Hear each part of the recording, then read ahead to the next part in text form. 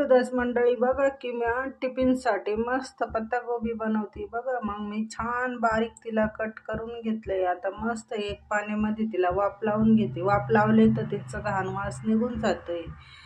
मग त्याच्यामुळे एक वाफ लावून घेते तिला, मग मस्त बनवते. मग गोबीला अशी वाफ लावून घेतली, ती पाण्यातून काढली गरम, मग तिला अशी पिळून घेतली. खूप छान असं सगळं पाणी निघून गेलं त्याच्यातून. की मग पतल्या गोबीसाठी मी मसाला काढला होता. थोडासा शेंगदाणे, थोडी हिरवी मिरची, थोडा सुक्या धनिया, थोडा हिरवा धनिया.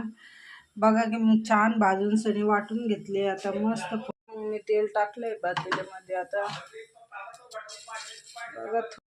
बघा की थोडी हळद सोडली, गोबी सोडली, आता मसाला सोडते. आता वरून सनी भाजी मस्त पैकी रेडी झाली. की मग गोबीची भाजी छान पैकी रेडी झाली. आता मी टिफिन भरते. आता आमच्या मालकाला खूप उशीर झालाय, आता पाठवून देते मी दुकानावर.